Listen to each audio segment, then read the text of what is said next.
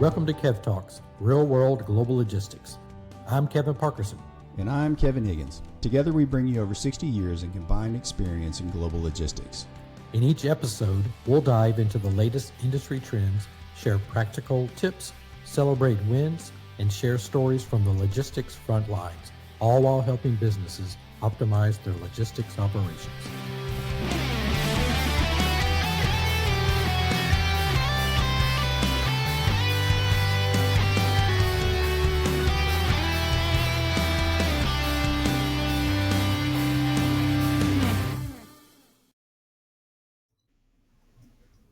And welcome to another episode of Kev Talks Real World Global Logistics. Kevin, it's September. It's what I call peak season. As long as you and I have been in the industry, September, October typically is the peak season. We've got a little bit of a complicating factor of ILA, which is the primary purpose of this episode. We'll get to that in just a little bit. But in regards to peak season, the very tactical, we usually put aside anything strategy and focused, let them down on peak season. Any great memories that you have of this time of year in your global logistics days, good or bad? Yeah, man, there's just a ton. It was, peak season kind of came about when I was first getting into the industry in the mid 90s, because it really wasn't a major issue. And then it started coming up. And so we started having our peak season planning meetings where we went out to, it was primarily two ports at the time. And so we would bring everybody together. And I just remember those planning processes where we brought all of our service providers and all of our ocean carriers together. And we actually had the port authorities present so that they could hear it, even if they weren't an operating port. And just having those planning meetings and just sharing information with everybody about what our expectations were around that, that time of year, because it's a critical time of year. And so those planning processes for me were paramount. And I just recall going to all of them and having frank discussions with all of our service providers to make sure that we were getting everything done. But one memory that I will tell you is probably, I don't know, maybe 97. Yeah, it was probably 1997. I can't remember. And there was a little bit of issues out on the West Coast, and it was peak season. And, we're like, what can we do? And I sent Rodney Scott out to the West Coast. And I think Rodney was out there almost 3 weeks. And every day Rodney went down to different terminals and he put on a yellow vest and he handed out water to the truck drivers just to let them know how much we appreciated everything that they were doing, because the drivers are unsung a lot of times. And so, I just remember, Rodney doesn't like to travel for 3 weeks, and he's out there and he's sending me a picture with his vest on and handing water out. And I'm like, it's little things like that. But peak season was always critical. Yeah, you picked up on, some of my fondest memories of peak season. There were a lot of difficult times and operational challenges. But some of the greatest memories are exactly that, those peak meetings where we would travel out. And Rodney Scott was a travel buddy of mine, and Jim Ellers was a travel buddy. Yeah. And Jim, we knew he was going to buckle down and take care of business, but he also was going to find us a great place to eat. And we always knew, go to Jim to find out. And we had our token places that we would, in Houston, it was a great barbecue or Mexican place. It was a barbecue place in Savannah, but we would make the trip. Meaning sometimes, we went back and forth. Sometimes there were joint meetings in a central location, maybe in Bentonville, but many times, a lot of my great memories are traveling to the market, developing those relationships with the people on the ground, sharing information, pre-planning. But, a lot of those were done in maybe the August timeframe to make September and October as efficient, as productive as possible. So great fond memories of doing exactly that. I know that continues today and should in pre-planning process. And I want to touch on something you said, because we're going to talk about in the future as well when we start talking a lot of topics. But I just think it's important to have those meetings where the freight comes in. And flying people into Bentonville is one thing, or to wherever your headquarters are, but getting out on the ground and getting your boots on the ground in that location so that they can bring people in to be a part of your business, I just believe makes a huge difference in your overall supply chain. Yeah, I agree. And we went back and forth, and at the end of the day, we found the greatest value, and we got a lot of the great feedback from people who just wouldn't have the opportunity to travel into Bentonville or wherever that central location was. Boots on the ground, people that were actually going to be touching our freight and helping. Not only could we share information, but we could appreciate them face to face. And I really loved that, on the ground, face to face type pre-planning meeting. So totally agree with that. 100%. We can talk about this all day, but let's talk about this episode. Let's talk about our guest. So yeah, I mean, this is, like I said before, this is peak season. But what is really a current event right now, a current issue, is the ILA, the contract renewal process that's impacting port terminals from Maine to Texas. So if you want to kind of give a little bit of, a summary, a summation of what that is, and then we'll go into our special guest. Yeah, absolutely. So the ILA, or the International Longshoremen Association, is a union, a collective bargaining agreement, a collective bargaining group on the East Coast, like you said, from Maine to Texas, that represents the dock workers, whether they're ship side, whether they're maintenance and repair, whether they're terminal employees. And so that was a 6-year contract that's, up for renewal September 30th at 11:59 p.m. It expires, and there's some pretty heavy issues on the table, which our guest is going to talk about. But they have to negotiate this contract on behalf of the dock workers with the U.S. Maritime Association, USMX, and so that's the authorized party to negotiate, which again our guest will talk more about. So with that, let's get into. So we're excited to have Jim Newsome as our guest on this episode. I've had the pleasure of knowing Jim for close to a couple of decades now. Jim's currently operating as a consultant and an advisor within the industry. However, he most recently served as the president and CEO at the South Carolina Ports Authority from 2009 to 2022. Prior to that, he served as the president of Region Americas for Hapag-Lloyd and senior vice president of the Southeast region for Nedlloyd Lines. He is a distinguished alumni of the University of Tennessee, where he received his BS and his MBA in transportation and logistics. He received numerous awards and honors throughout his career, most notably inducted into the Maritime Association of New York and New Jersey International Maritime Hall of Fame in 2021. He is a native of Savannah, Georgia, where his father had a long career in the maritime industry. He's been married 39 years to his wife, Kathy, and has 2 kids and 2 grandchildren. I'd like to welcome Jim Newsome.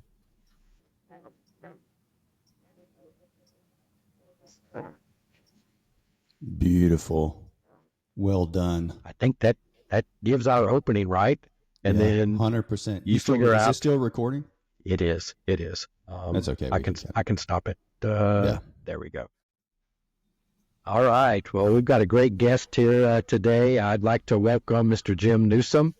You've heard a little bit about him and his pedigree and background.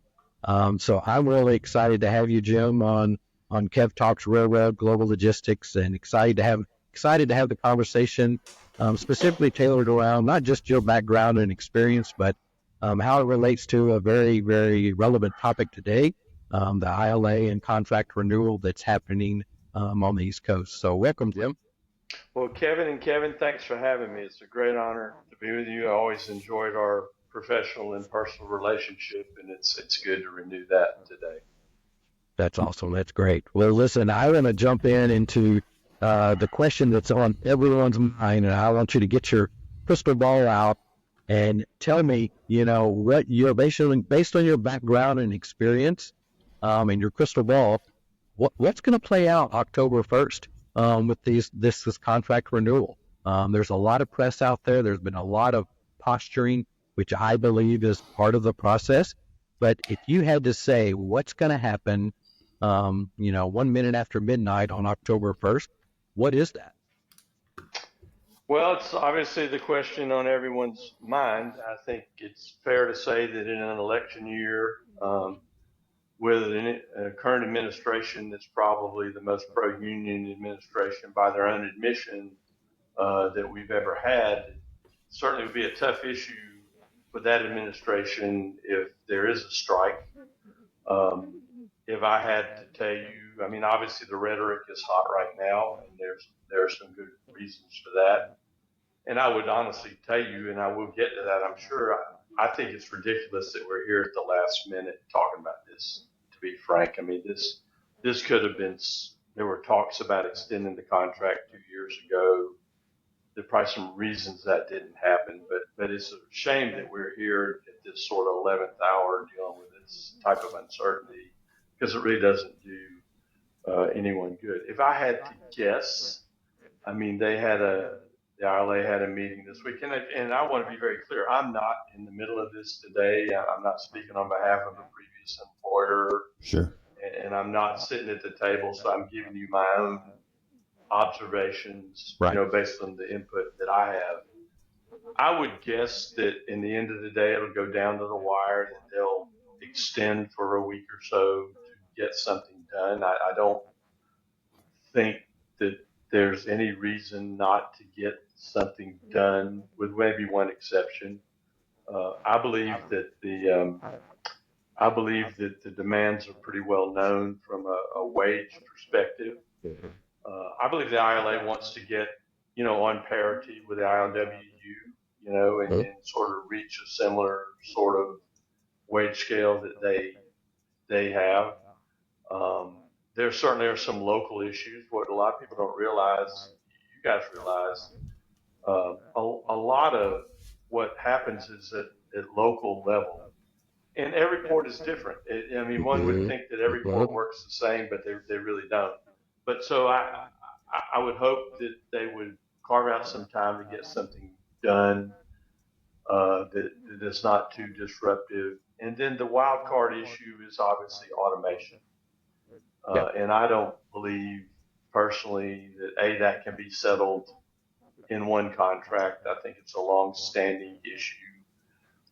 I certainly don't think employers, management can agree in perpetuity not to do automation. That doesn't make any sense to anyone, I don't think, if you look over various industries.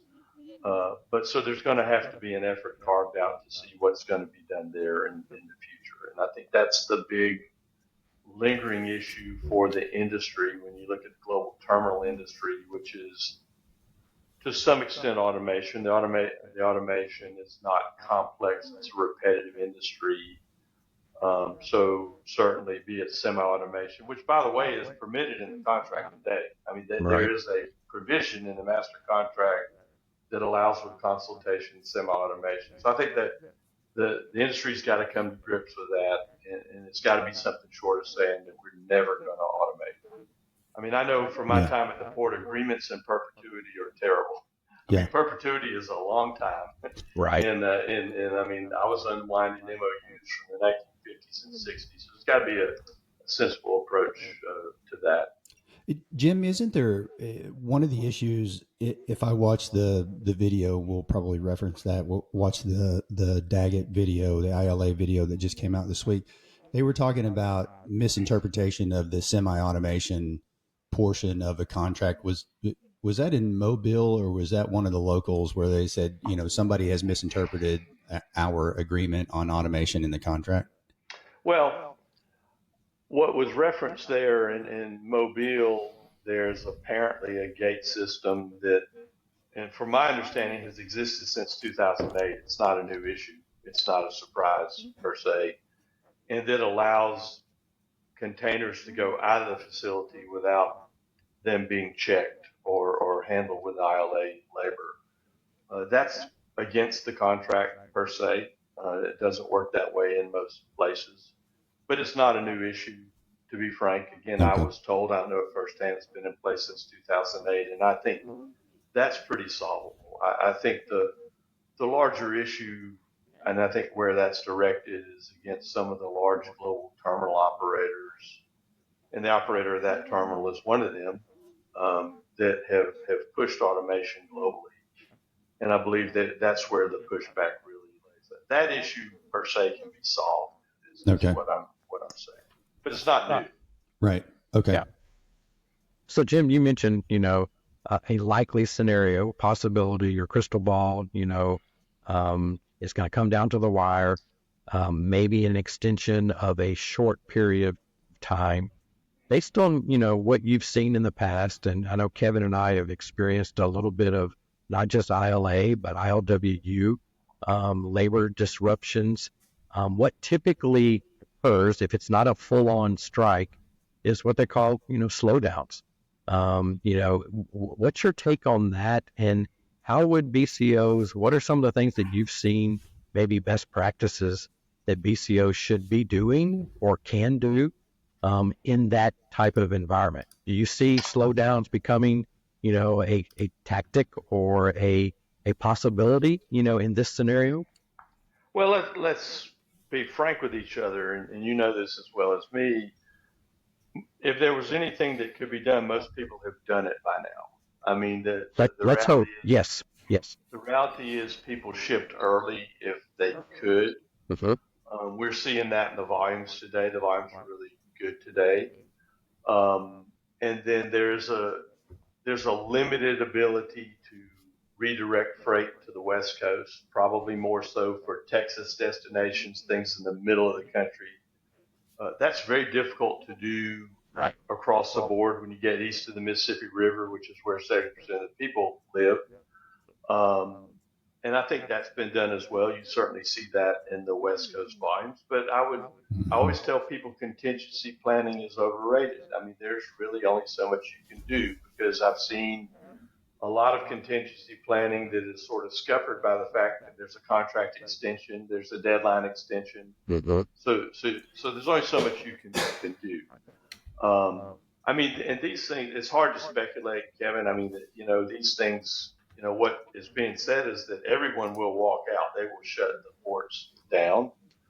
I don't have any reason to doubt them. I mean, if it gets to that, I mean, if they have the ability to do that, there are alternatives. But I would say if there's not an extension, I would think there would be an overall work stoppage. Okay. That's and typically, if that occurs, Taft-Hartley, talk a little bit about, that, and then if that is in play and if that's executed, I'll go back again to slowdowns. You're made to go back, and then the productivity is typically can be substandard. And how do BCOs manage through that? What have you seen? Well, so I mean, this is a difficult issue for this administration. Again, this is an administration that is very pro-union, and I make no disparagement to that. I mean, I'm pro-worker. I mean, I think we all are pro-worker today. We have a shortage of workforce today in the country, so we need to be pro-worker. But I think it's a difficult issue for the administration, because one of the issues right now is the fact, in the view of the ILA, that the Biden administration interfered on behalf of management with the West Coast labor negotiations, and they took umbrage with that. So I don't think there's any guarantee that they would invoke the Taft-Hartley Act. I think they would more readily try to do face-to-face intervention to bring common sense to the table.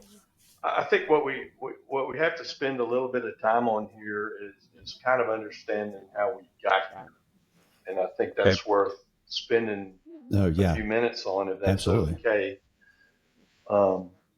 If you could, and maybe what's different about this type of labor management relationship to an auto plant or something, single employer type of labor management situation.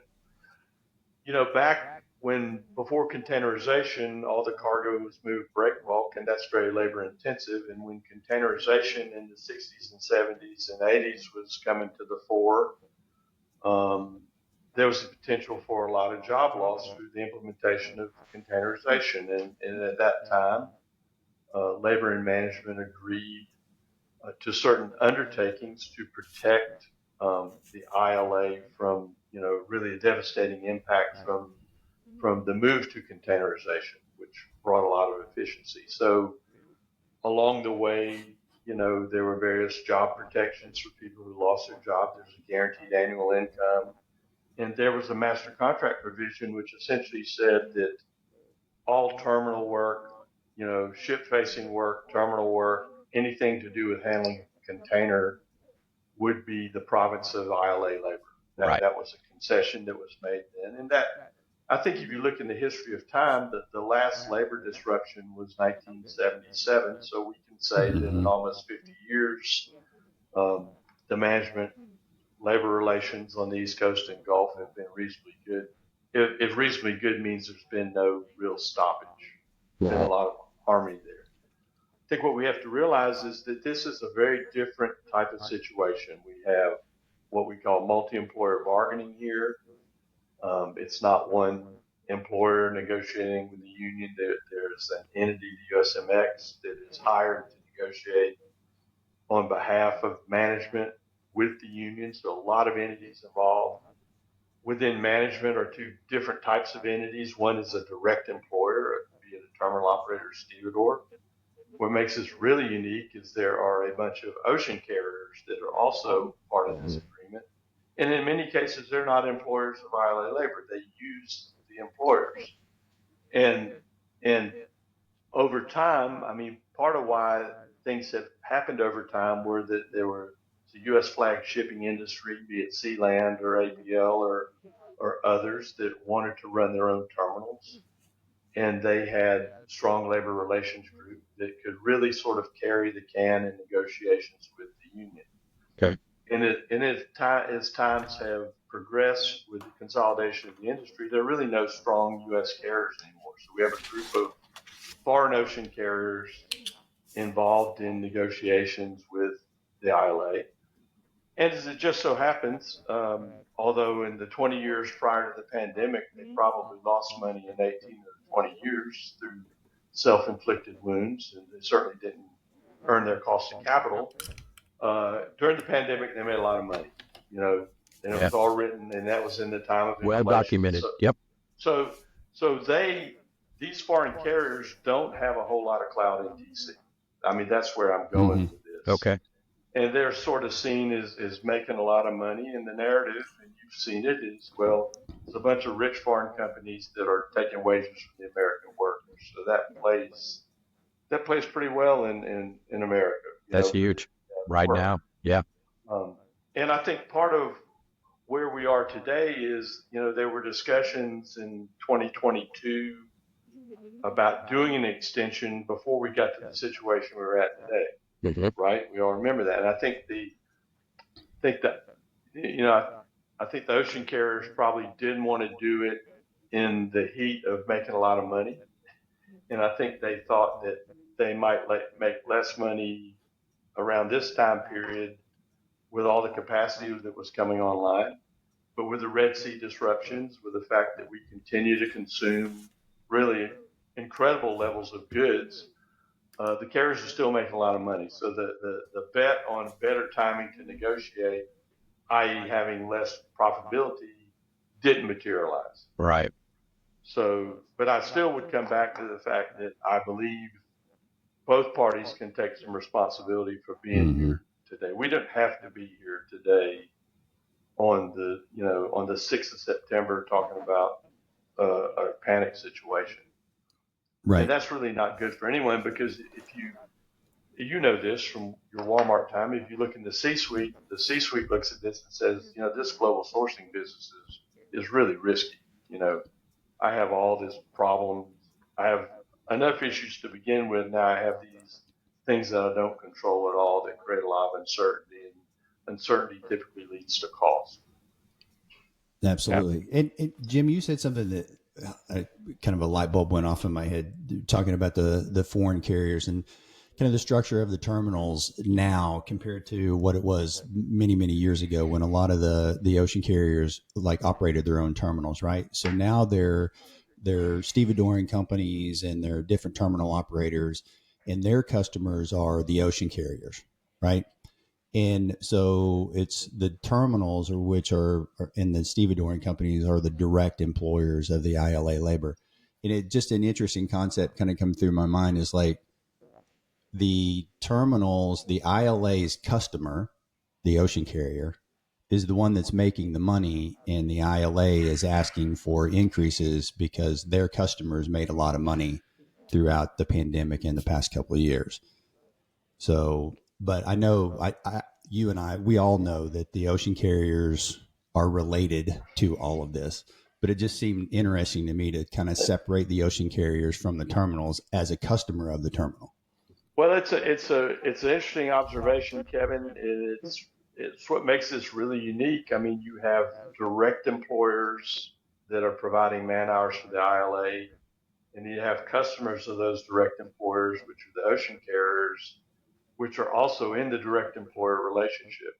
Right. And that makes it really messy. That brings a lot of people to the negotiating table with a lot of disparate interests. And I think it's fair to say, and I worked for a foreign ocean carrier, Hapag-Lloyd, of whom I have great respect. But I think it's hard for foreign companies to understand the nuances of U.S. labor relations. I don't think that's their strength. And I think for the employers, it's in a way, it's a complication to have these indirect parties involved in the negotiation. But that's a whole different topic. I mean, that's not going to change. It kind of is what it is. It makes for a messy process, but the process has worked before. I mean, the reality of life is, and I think we know this, that for a carrier, if you look at the labor component of their total cost structure, there's a $5,000 rate to the East Coast from Asia. I don't know exactly what they are today because there's spot rates, there's contract rates, and nobody knows the difference. But if a terminal stevedoring rate, say it's $500, and then you put a wage increase on top of that, it's de minimis. I mean, it's not that much on their total structure, and it's certainly never been worth taking a disruption to bring some pressure to bear. So the reality of life, I think today, given the mood of the administration, just the economics, is I think that the ILA holds most of the cards here. I mean, I think they really will get close to what they want in an effort to minimize the disruption, because you know as well as I, 3 or 4 days of a work stoppage can create month or two of backup, right? Oh yeah, it's huge. So Jim, you talked a little bit about how we got here. What's your take on? Will this continue? I mean, there will be an agreement at some point. I'd love to get your insight on if you think that'll be another 6 year, it's a 4 year, how that gets determined. It does have to do with, my experience. It's always coincided in some ways to an election year, which can be a pro and a con. But for a BCO, do they just need to plan for these labor type disruptions? And if it's not the East Coast, it's the West Coast. But how do BCOs plan for these type of labor disruptions? And do you see it ever changing, getting better? Is it just a cycle within the supply chain that needs to be built into your strategy? What's your take on that? Well, I'd need a much bigger crystal ball if I was going to answer on that. You got one. It's a very complicated question. The short answer is I think it'll be another 6-year deal. Okay. I think this is an outlier in relations. I don't think that. I think it's almost impossible to contingency plan. I mean, what we've seen is, in spite of what's happening right now, which is a big spike in volume on the West Coast, the trend over time in your time at Walmart was a big part of that. Driving that was the movement of freight from the West Coast closer to where people live in the Gulf to improve reliability. That's going to continue, I believe. And I don't think there's any reason for it not to, because shipping transportation is the cheapest per mile of any mode, and that does improve reliability. So I don't think there's any reason to think that there's just going to be constant disruptions. The West Coast is settled now, and the West Coast might be instructive. I mean, because in a sense, they have agreed to automation on the West Coast. There are automated terminals, but it's not popular. There are efforts behind the scenes every time an automated terminal is being built. There are local permitting protestations and things like that to try to stop it. So I think the lingering issue to me, it's not wages, it's not manning. I mean, those things are there, and kind of that genie's out of the bottle. The carriers and the management wanted to fight that. They should have fought that a long time ago. I think that the genie's out of the bottle there. But I think this automation issue is going to have to be settled in an intelligent way. And I'm not talking full automation. I'm not talking no people on the terminals. I'm talking there's automation today. It's in Virginia. It's in Global Terminal in New York. It's semi-automation. I don't think it's, and I really don't think it's designed to eliminate a lot of labor. I think it's designed to improve reliability of the terminal operations. You know, machines work at night and they work reliably, and there's not differences in quality of that algorithm. So we'll have to see. I know that's a controversial topic, and people will take exception to it. But I think for any industry, when we're talking about artificial intelligence and all these tools and all the capabilities in a demographic world country where we are going to be short labor. I mean, we're not having more kids, we're having less. We're aging out. I've got a lot of gray hair. That means I'm 29, right? So I mean, there's more retiring than coming in. So there has to be an intelligent approach to automation that's not a lightning rod for the industry.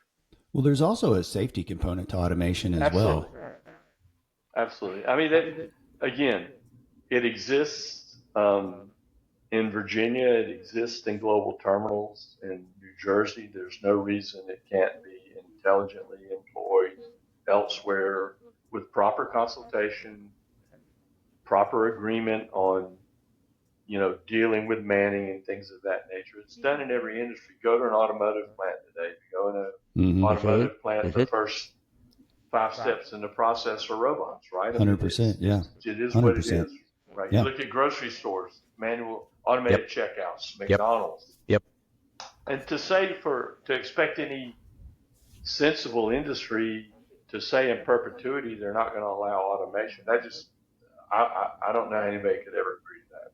Yeah, automation is definitely a huge topic.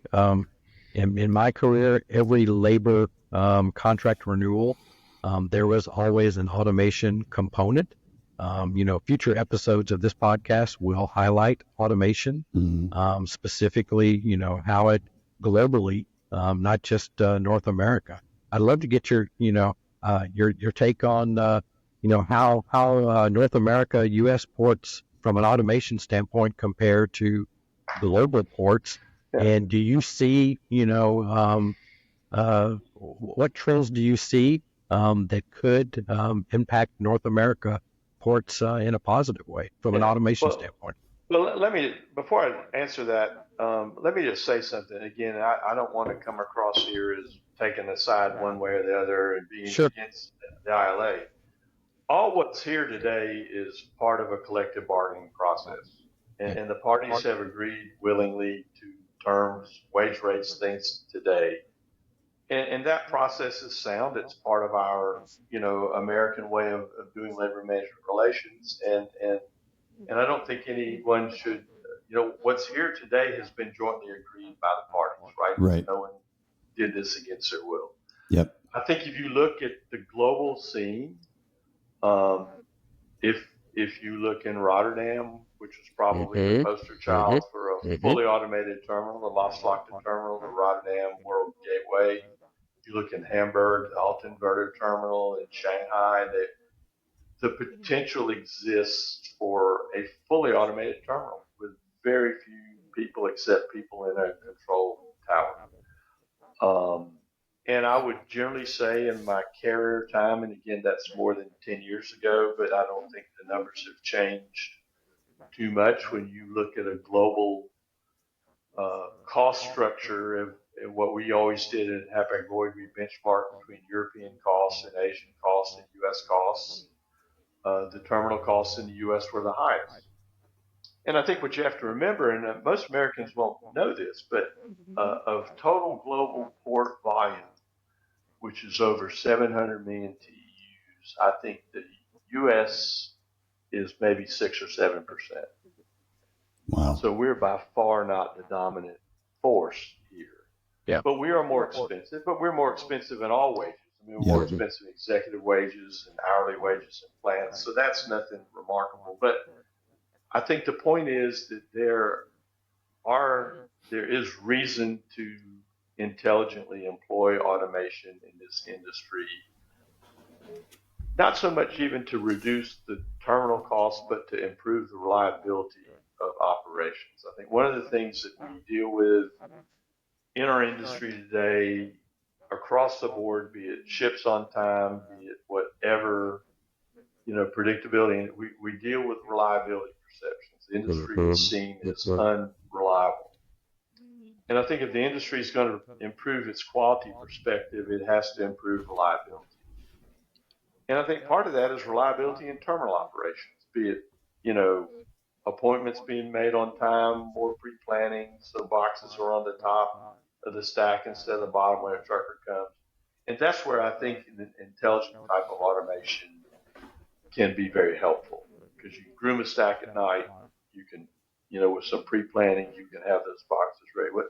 The thing that pained me the most when I ran the port in Charleston was watching the truck come in and having to move 5 boxes to get one. Yep. When we could have known that box was going to be picked up that day. But then again, if you look at people that have appointment systems, if you look at number of appointments that are never made, people are to some extent their own worst enemies, right? Everyone's going to have to contribute to that. And I think the supply chain has risk until the perception of reliability is more firmly established than it is today. Yeah, I love that, because I think we just get wrapped around automation for the sake of automation. And, Kevin and I and Jim, yourself, we've been doing this for quite some time now. And you start looking at 1994, when I joined Walmart and made my first terminal trip, they were talking about, we're doing 31 moves an hour on the crane. And we're not doing much more than 31 moves an hour today, I don't think, in some terminals. So we haven't, we got bigger ships. The ships take a lot longer to work than they did. I mean, a 4,200 TEU ship was a big ship in 1994. And now we're talking, nearing 30,000 TEU on a ship. It takes, 7-10 cranes just to work a ship, and it takes days to make it happen. So I think your point on reliability, automation for reliability, and getting to that discussion, as well as the safety issues, addressing worker safety issues through the automation, because a lot of people don't understand how high that container is coming off of that gantry crane, coming down on that chassis that a driver in a truck is sitting in, and then he has to go through and a transtainer to put it in a stack or something like that. So I think there's a lot of safety issues that can be discussed as well. Well, as you know, I mean, you cited the previous Panamax ship, which was 4,500, 4,000, 4,500. A lot easier to work, just from an industrial engineering point of view, it's a lot easier to work those ships in a 13,000 TEU ship, where you're going up another 50 feet and out over, an outreach of 17 containers. So it even with the same operator, it takes longer to, and it's less productivity on a bigger ship. Right. But I'm still the ship side productivity is clearly one thing. But I think the thing we don't talk about enough is the land side productivity, the terminal interface to the truckers, and the gate hours, and being able to run longer gate hours and things of that nature. Because these are, as well as these are expensive terminals. We built the Leatherman terminal, it's $1 billion terminal in phase one, and it sits largely idle, gate hours wise, for half the day. Yeah. And some of that's because the truckers have hours of service. Everything's what makes this beautiful business of ours is, unlike a manufacturing plant, to make a product, there's several entities involved in delivering this product, right? There's ship lines, there's terminal operators, there's labor, there's trucking companies, there's Right. rails. It takes a lot. It's a lot more complexity, and reliability is defined by the weakest link in the chain, right? So there are a lot of challenges across that whole supply chain. But I want to be very clear that I think if the approach to automation is just about eliminating jobs and reducing wages and things like that, I think it's a flawed approach that'll never work. Mm-hmm. It's got to be seen in the context of the things you mentioned: safety, creating more meaningful jobs, and really adapting to the skills of the modern workforce. Mm-hmm. Yeah, absolutely. So Jim, you go on record that you're not big in contingency planning. I got it. So if there are BCOs that subscribe to that philosophy, what do they do come October 1st? Well, yeah, it's too late at that point. I mean, if you haven't planned up to now, it's too late. Honestly, and hope is not a plan, but your contingency is hope. But in fairness, I think, because what I've seen is, and I won't cite companies, we're going to do a contingency plan. Fine, they do the contingency plan. They divert freight to Atlanta, Georgia, back to the West Coast. They spend $1 gazillion on increased costs due to rail, and then the contract's extended for 2 weeks or a month. And then there's another brinksmanship that they have to contingency plan again. So they do the same thing. They spend a bunch more money, and it's extended again. I mean, in 2012, we had a contract that was extended for a year. Yes. So I guess what I tell people is you have to do something to let your executive suite know that you're dialed into the issue, but understand that there are limits to what you can do, because it's not like you can take, particularly a big importer, it's not like you can take all your freight into Houston and move it back to the West Coast overnight, because those terminals are not sitting half island to begin with, right? And then you just sort of move the congestion out there, and you create an issue there. Yeah. And it takes even longer to recover from the disruption. So I think the natural bias here is this has to get solved. Rhetoric aside, I understand the rhetoric. I understand the frustration, because again, and I will say this to anyone that wants to hear it, we shouldn't be sitting here on September 6th talking about this. Yeah. This should have been solved. There's not anything mystical outside of coming up with it, dealing with this long-term automation issue. Yeah. Not to sound too cynical, but is this just part of the process? I mean, the rhetoric that we hear and see, the posturing, is this just part of the process that ultimately will get us to the resolution on the evening of, or the morning of October 1st? Is this just part of the process? I think in this case, yeah. I mean, labor management negotiations have a lot of rhetoric, right? I mean, if you watch the UAW, I mean, there's rhetoric. Any negotiation has rhetoric. That's part of getting what you want.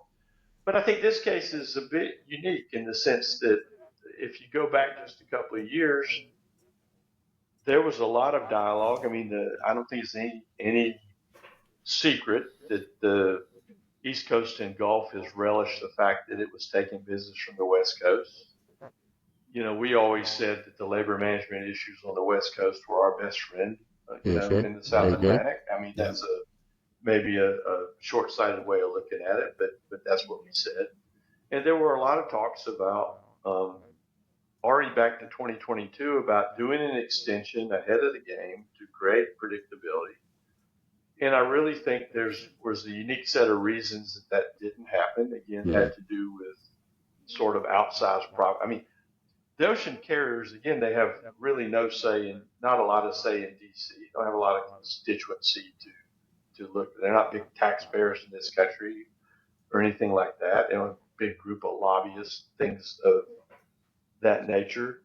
And I think that, that no one cares that in the 20 years before the pandemic, and unfortunately I lived most of those years, that's why I got a lot of gray hair. I mean, we lost more money than we made Yep. in the industry. Only the industry's fault, no one else's fault but the industry, from building too much capacity and not understanding the drivers of their business, being intermodal costs being a dominant part of their business. And I think the carriers figured, well, if we wait a little bit, we make less money. Maybe it's a better negotiating situation. So now we're here today. They just announced their half-year profits. They're fantastic. So they're really in no better situation than they were then. And I sensed, I listened to the video that you talked about, and I think the ILA representative said it very well. They were ready to negotiate. They came to the table, and that was not met with from their viewpoint, a productive response. Yeah. Jim, you talked a little bit about the structure of, there's the ILA, and then there's USMX, right? And the direct employers are members of USMX, but can you explain a little bit of how that structure works? What is USMX and what is their role in all of this? Well, so USMX is the empowered entity to negotiate on behalf of management. And management, again, includes direct employers, stevedores, and terminal operators, and what I call indirect employers, which are customers of stevedores and terminal operators, right, which are the ocean carriers mainly. And you know that in some cases, the ocean carriers are terminal operators, although that pendulum swang, right? I mean, so back in the early days of containerization, particularly Sealand, all these folks wanted to run their own terminals. Right. And that's where the whole U.S. chassis thing came from, because they wanted to save money by using chassis as opposed to grounding containers. And then that pendulum swung over time to where they got out of the terminal business, because they didn't, want to be in the terminal business. They thought they could be a better buyer than an operator. So a lot of them sold their terminals. And then today, because they made a lot of money in the pandemic, they're saying, well, maybe we ought to get into the terminal business again. So you see a slow creep back into that. But it is a very unique situation in the sense that the USMX is a hired negotiator. All the carriers and the major employers are on the board, but they negotiate on behalf of the people that have financial interests with the union. So they are a hired negotiator. That's a very different situation than if Ford negotiates with the UAW on their behalf. Ford, GM, and Stellantis are not doing joint negotiations with the UAW. So it's quite a unique situation, and I think it adds a level of complexity to things and maybe opaqueness that it isn't always helpful. Yeah. And there is, you alluded to it earlier, there's the master agreement, and then there are local agreements that get negotiated as well. And some of those just wrapped up, right? So I think Virginia just wrapped up. So they have to negotiate at the local level as well as underneath the master agreement. Well, what the ILA said, and I think they're right in this, previously the master would get settled first, which is wages, general manning, jurisdiction, i.e. chassis are province of the ILA. That we should not forget that in these discussions there's ship related work, and then there's terminal work and maintenance work, and those are very different. Right. And we should talk a bit about that in a second. But basically, now I'm just trying to think what we were talking about. We're just talking about the master agreement versus a local agreement. Yeah, so in the past, the master got done first, and there was a lot of energy into getting that done. And then the local agreements kind of languished. People were just out of gas, and so there was a hodgepodge of approaches to that, and they drug out and they drug out. And again, as I said, one port is one port. I can assure you procedures in every port are different. Sure. And some are very significantly different. So this time they said, okay, get the local negotiations done first. get them buttoned up, keep some pressure on the pipeline to get that done, and then we'll do the master. So that's unique. That hasn't been done in the Yeah. past. It's been the reverse, correct? Right. Yeah. Right. But I don't think they are wrong in taking, if I'm being objective, which I am, they are not wrong in taking that approach because that put pressure to get things done. Yeah. And to be honest, once the local stuff is done, the master is a matter of economics. Right. At the end of the day, what are you going to pay wage-wise? The manning's kind of defined. The jurisdiction is pretty well defined. What we have to remember about the ILA, what's unique about the ILA is it's largely a casual workforce. I mean, this is a hiring hall situation for at least shipside work. Your listeners may be interested to know that 700 hours a year is a full-time job. So an ILA member that works 700 hours a year, that's considered full-time employment because they're hired on the ship side as ships are there. So they work when ships are in. The terminal and the maintenance side are different. Much more regular jobs in the terminal and the maintenance and repair side than there are on the ship side work. But it's what makes it a very, very unique industry because they're still hiring halls. People go to the hiring hall to get jobs to work on ships. Kevin, you don't work 700 hours a year. Jeez, I wish. No. Yeah, no, I think that's a great point because people don't, most people, the general public doesn't understand that still exists. That's what happens down here is like I go down to the hall, I sign up for this, I get, this job, which is a shipside job. And, crane operators have their roles and they're not, a 5-day-a-week, 8-hour job, or at least, my experience. And then when they're not, they can go down to the hall and pick up another shift on something else as well. But I like to talk about like what you alluded to, the different components of that. You have the ship side work and you have the labor work and you have everything else. There are different components of the ILA jurisdiction. Right. I mean, well, so ships work when they're in, and they're less and less predictable, and there's certain start times. So for every ship, there is, a component of labor that works that ship, and they work as long as the ship is in.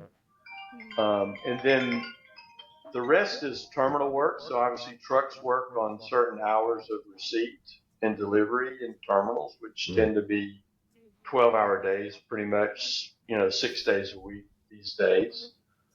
And so that's a more regular component of work. I mean, because there's a pretty standardized amount of gate moves a day. A terminal typically has 5,000 or 6,000 gate moves or whatever a day, and that's pretty predictable over time. And then there's a maintenance and repair component that relates to containers and chassis.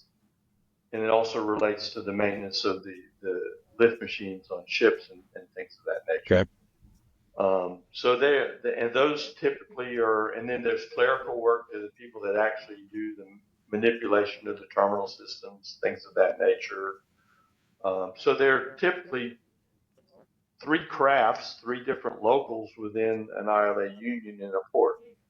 There would be a deep sea, which works the ships. There'd be and typically would run some of the terminal equipment.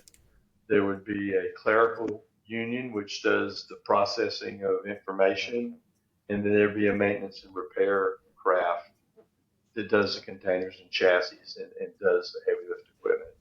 And then in the South Atlantic ports, as you know, between Savannah and Charleston, there was always a tolerated exception to whereby, because of the public policies of the states, that there was a certain component of state labor that worked alongside of ILA labor in what we called a hybrid operating model.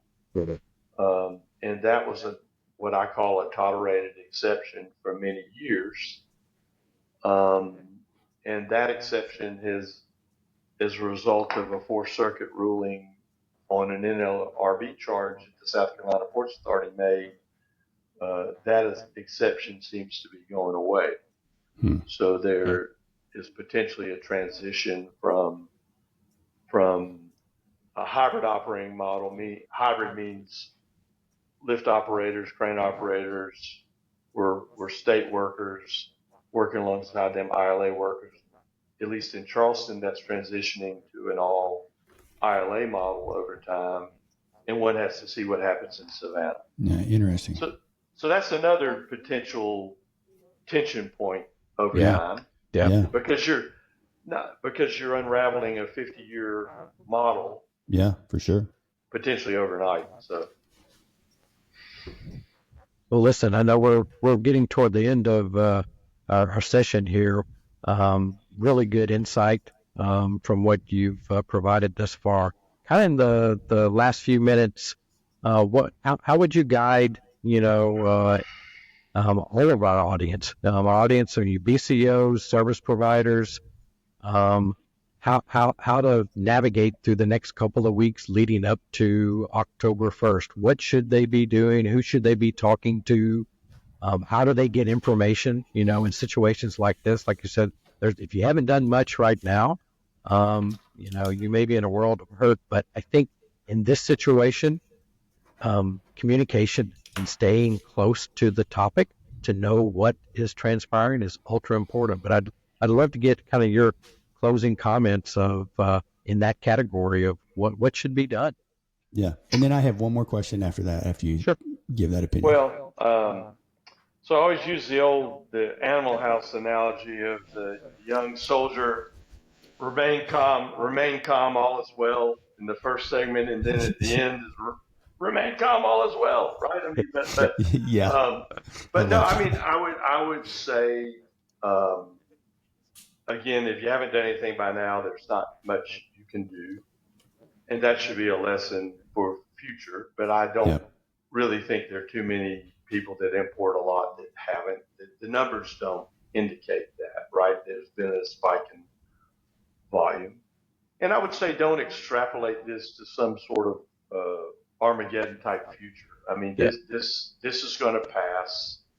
But I do think that part of the problem, I mean, a lot of what's reported about global supply chain and trade just isn't borne out in numbers. I mean, you would believe if you listen to the media that all the manufacturing is going from China, right? I mean, there's nothing going to be manufactured in China anymore. It's all going elsewhere. I think in July, if I remember correctly, the record amount of sourcing ever from China was in July. And that makes sense because as you know, when volumes go up, where's the only place you can increase your sourcing? It's China. They have the supply chain to do it. So I would say don't panic. Grind through it. This too will pass. And just have good, as you know, it never hurts to have a good source within the carrier and terminal industry and sort of triangulate information, build relationships. And that's what I don't think happens as well today, Kevin, as it did maybe when I first met y'all. I mean, we had relationships. Walmart worked on relationships. Walmart expected their suppliers to work together to produce an outcome. Yep. I couldn't agree more. Yeah, couldn't agree more. I think that's watered down. I think that's got to be sort of recreated over time.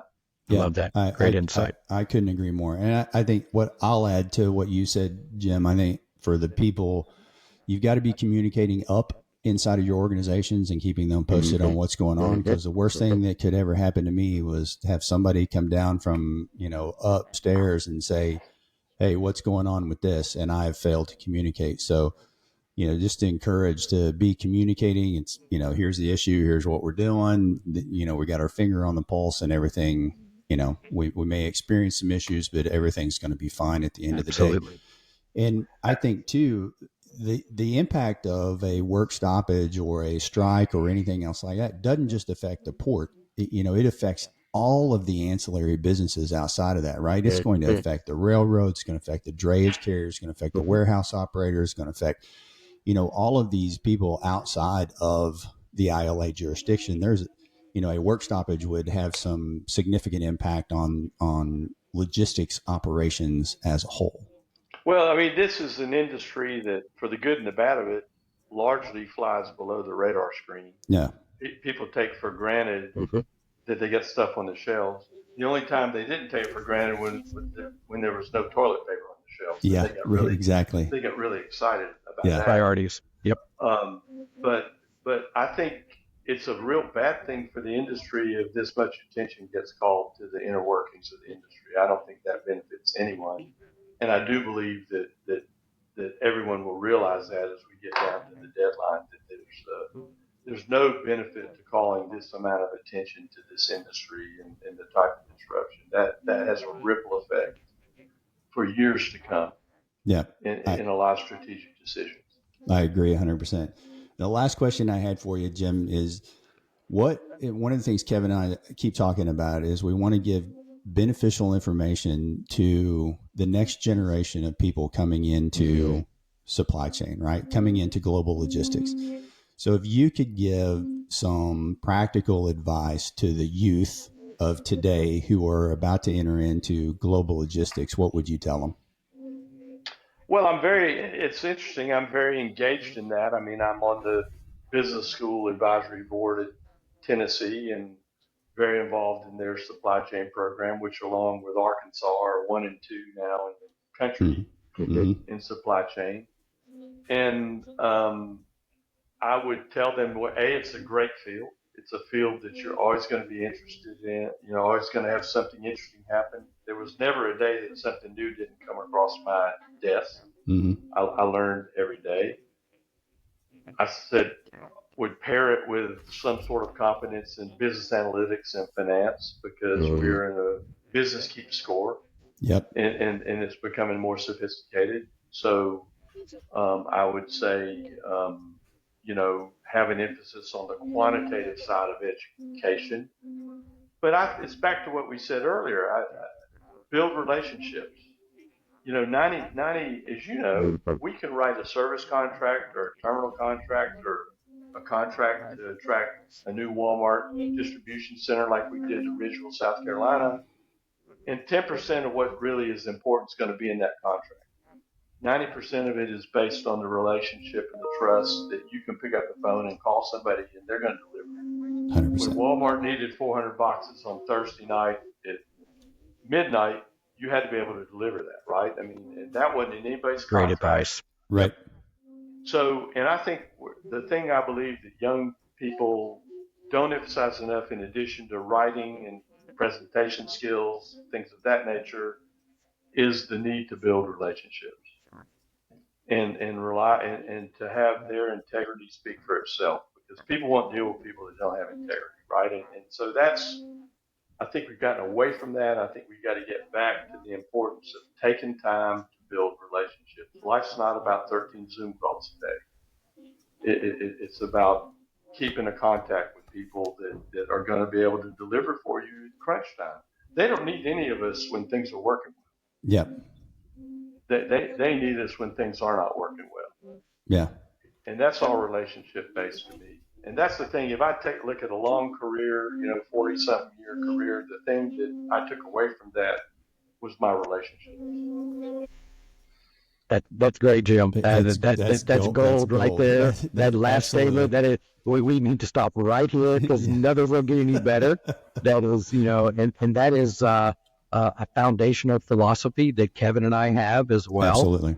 So I love that you gave that perspective. This has been great. This has been so good, so insightful, so appreciative for, your background, your experience, your insight on this topic. I know hope was not a strategy, but I hope that this issue, in the coming days and weeks, becomes a non-issue, and that everybody can get back to the this time of year, which is, the peak season and all the stuff that goes along with that, the wrapping up of hurricane season and the start of the holiday season. All of those coincide at this time of year. But this has been really, really good. I think a lot of great nuggets of information, for the audience to think about and to use in their day-to-day planning for this time of year. So this has been really good. Really appreciate you taking the time to visit with us. Yeah. I always say that Always hated hurricanes in the port business, I can tell you that. But you guys, are you going to be Kevin's or what? Because outside of Kevin Durant, I think you're probably the most prominent Kevin's We definitely are. Yes. around. Yeah. You know, and Kevin Boone at CSX may take exception to that, but that's okay. He's not on the call. So. Yeah. And Kevin Hart, you can't leave out Kevin Hart. Yeah. That's Kevin's he's pretty favorite. important. He's pretty important too. We'll have him on next time. Yeah, exactly. Well, thanks again, Jim. I really appreciate it. This has been great, and thanks for your time. Okay. Hope to see you guys in person soon. Take care. Absolutely. That'd be great. Thank you. I appreciate it, man.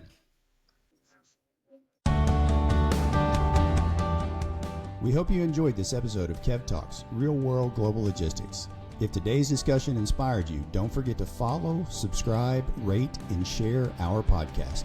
Remember, every great journey in logistics starts with a single step forward. Let's continue working together to transform the industry.